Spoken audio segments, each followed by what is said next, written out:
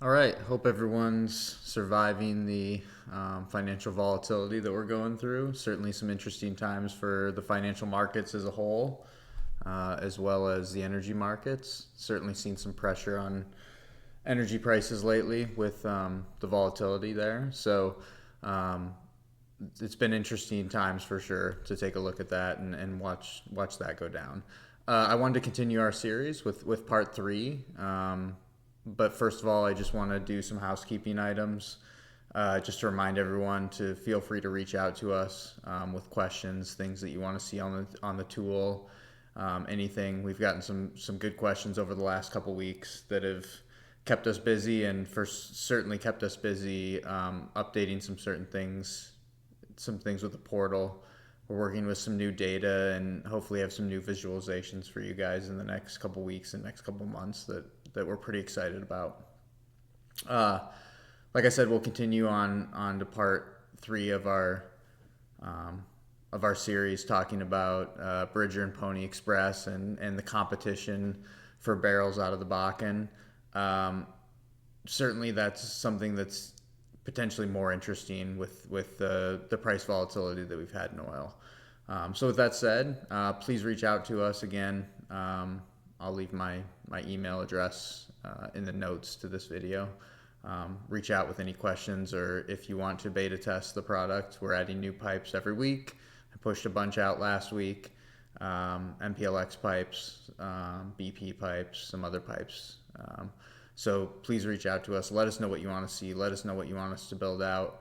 And with that, we'll kick this off. So just to an overview of what we talked about in the first two parts of this video, or of this video series.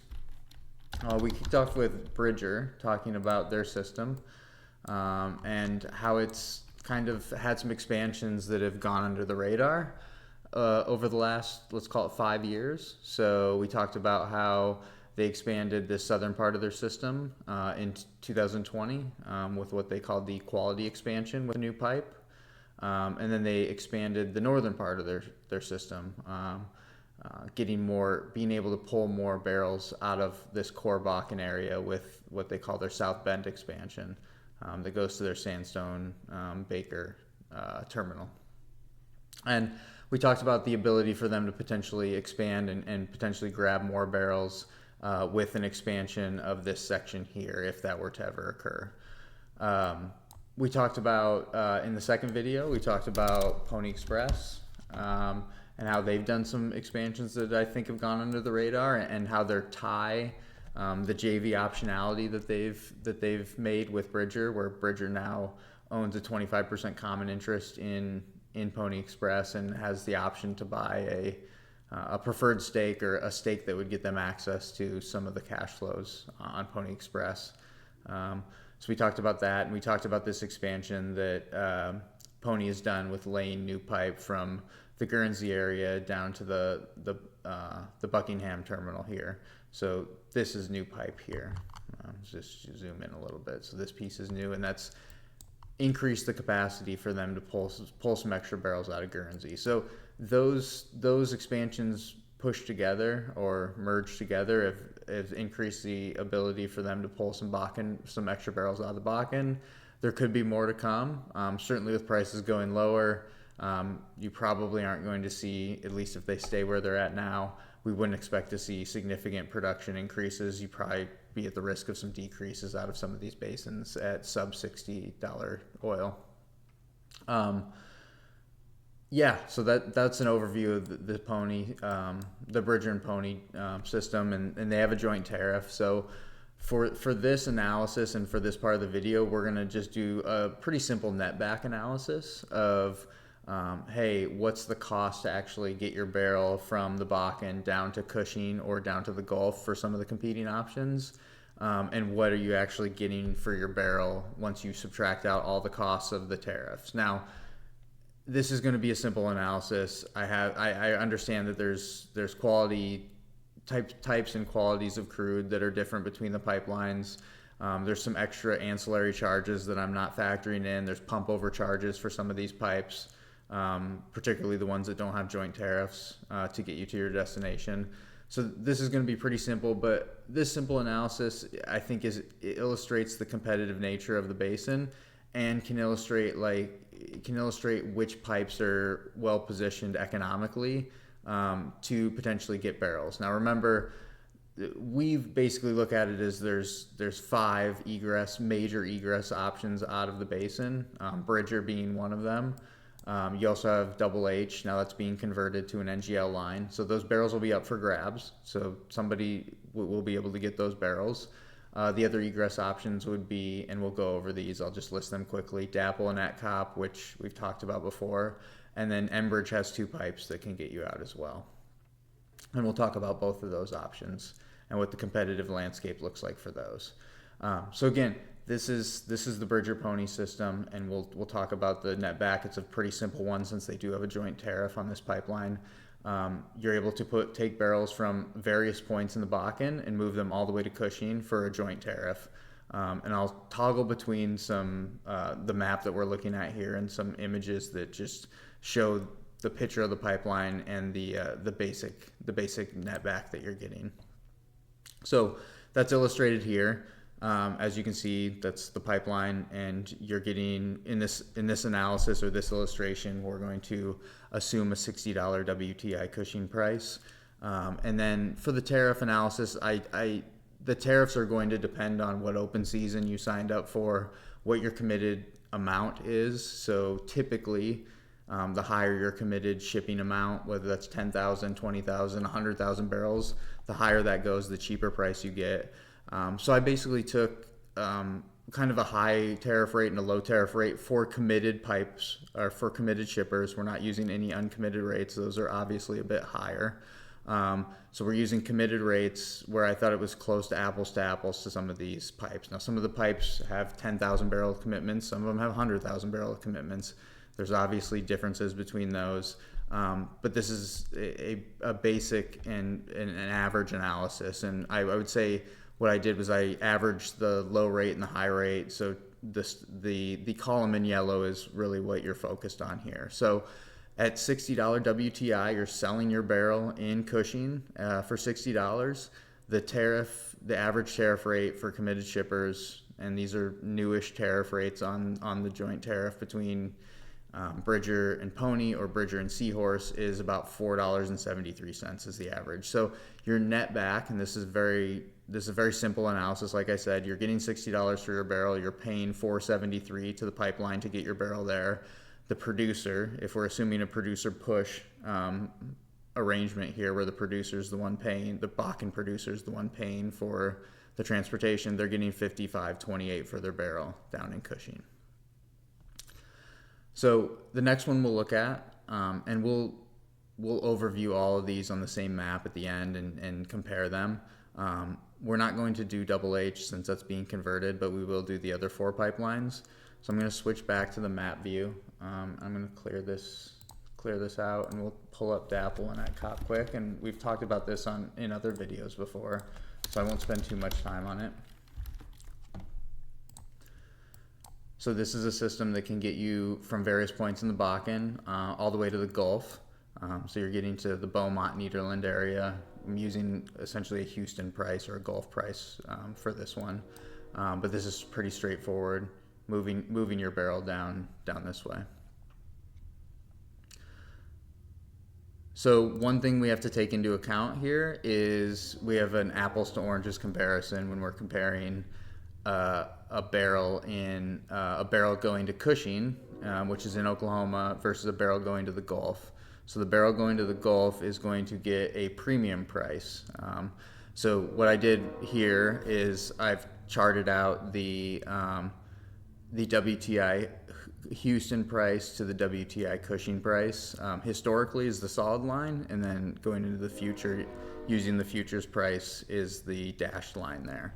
So as you can see, going into the future, there's about a $1.50 to $2 premium for Houston over WTI Cushing price there. So for this analysis, we will add in that premium that you would get for shipping your barrel down to Houston versus Cushing.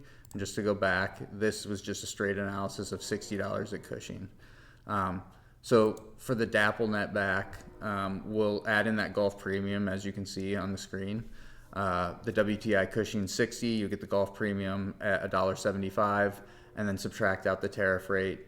Anywhere between 640 and 760 are their committed rates, roughly in there. So I've assumed a mid rate of around, or an average rate of around $7. So the netback for a producer in the Bakken who signs up or has signed up on a DAPL or ETCOP contracted capacity or open season would be about $54.75. The next one we'll look at some of Enbridge's options up here. So let's look at the Enbridge North Dakota system.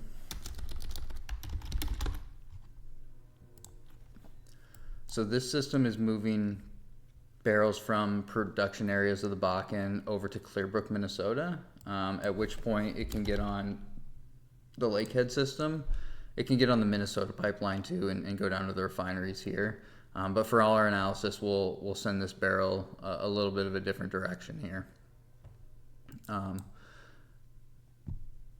So we'll send this one, let me just see where we're sending this one. We're going to send this one to, we're going to send this one to Cushing. So we're going to stack rates here. We're going to stack the rate that's on the North Dakota pipeline to Clearbrook, and then we're going to send our barrel down Lakehead. So we're adding in the Lakehead tariff down to Flanagan, and then we're going to add in, we'll use the Spearhead rate. Something I'd note here, this is a theoretical analysis. Some of these Enbridge pipes are actually full, so you aren't able to actually ship probably on some of these pipelines. So again, this is a theoretical analysis on, hey, if all these pipelines were open, certainly pipelines like Bridger have some space down to Cushing. We looked at DAPL. DAPL has some space available. I don't know if you're able to get the committed rates that there needs to be an open season, things like that. So again, it's a theoretical analysis based on the committed rates that have been locked in the past, sometimes a few years in the past. So in this case, again, you're moving from the Bakken area down to Flanagan here, and then you're taking Spearhead over to Cushing. So if we look at that and what that would be, you would have you're getting to Cushing again, so there's no Gulf premium added in. The Enbridge North Dakota tariff rate is anywhere from $1.40 to $1.88 depending on your origin. And then we add in the Lakehead tariff from Clearbrook to Flanagan for light barrels, and then we're adding in the Spearhead tariff from Flanagan to Cushing. So based on that, you're getting a $54.42 netback on that pipeline. Okay. Clear this out, and then the last one we'll look at here, it's the last major egress pipeline out of here. Certainly there's things like rail and some other smaller ways to get out. We won't go into those in depth, but those do exist. So this is an interesting one. This had committed rates, committed shippers on it. I think there was 5, 7, and 10-year agreements on this, and I think they all just rolled off in 2024. The last 10-year agreements rolled off in 2024. Don't quote me on that, but I think that timeline's right. So they actually redid tariffs, and they have I guess not that interestingly, with DAPL coming online and being a pretty competitive pipeline. Bridger, with some of their recent tariffs, are pretty competitive. The rates offered on this pipe went down quite a bit. So we'll go into those quick. But just to understand the route here, they actually do have a joint tariff, and this is what I used, a joint tariff on North Dakota pipeline to be able to source back in here. So you're actually able to source in the core areas of the Bakken and send it up here to Cromer. From Cromer, you can get on the Canadian Mainline and Lakehead, eventually to Lakehead. So you can you can actually use the Flanagan South joint tariff rate from Cromer all the way down to the Gulf. So for this analysis, I use that. Again, that pipeline I believe is full. So you're probably not able to show up and just demand that rate and get that rate. But again, theoretical analysis here. So again, the routing would be Bakken points here on North Dakota pipeline with the joint tariff with the Bakken pipeline that comes up here and gets on the Canadian main line at Cromer. You would then come down to Flanagan and get on Flanagan South Pipeline, and that gets you all the way to the Gulf via their lease on Seaway. So if we look at the economics on that one and the netback on that one, again, you're getting the Gulf premium here because you're getting into the Houston area. So I'm using $1.75 like I noted earlier. You're paying the North Dakota Bakken U.S. tariff to get to the border. To get from the border to Cromer is only 10 cents, and then you're paying the Flanagan South tariff, which is the joint tariff between the Canadian main line, Lakehead, and then Flanagan South to get to the Gulf. And then you're getting $54.20 for that, for your barrel if you're using that route. So those are the four. If we switch here and rank them, again, this is theoretical. Certainly there's some area where you could squish around the numbers a little bit. But what I thought was interesting when I did this analysis, and one of the reasons I wanted to go over this was just to see where the competitive analysis, what the competition was for barrels with potentially some capacity being open on Bridger and Pony Express, and them continuing to build out their systems and expand their systems to see how competitive they would be to compete for barrels. Now, DAPL, ETCOP have long-term contracts on them. Some of those have rolled recently within the last couple of years.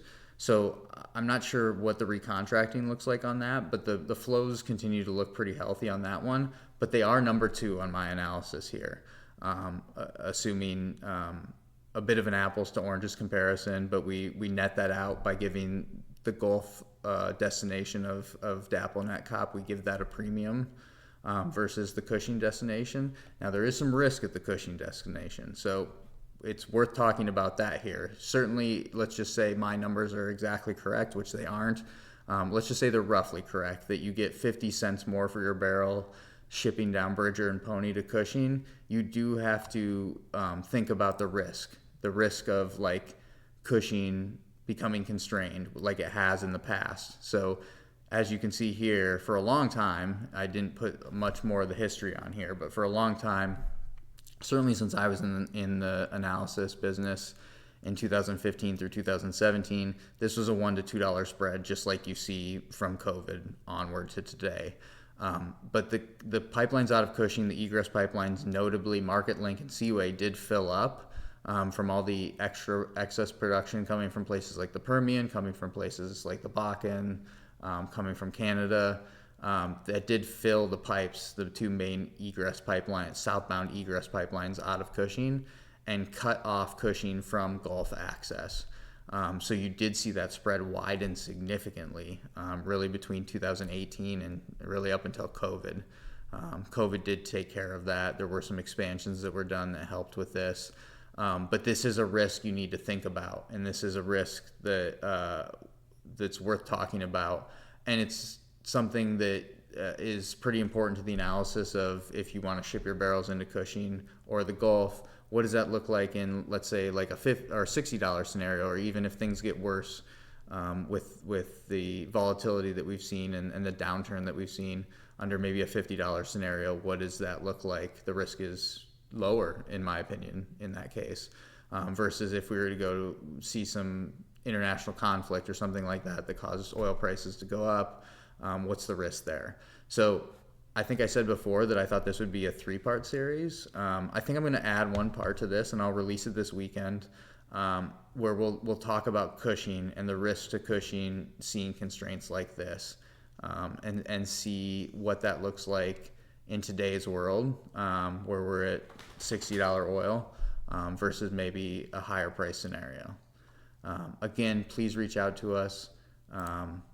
We want to hear from you guys. It helps us understand how you're using our product. Reach out, ask us for stuff, ask us to do stuff. Again, I'll leave my email in the comments section of the video.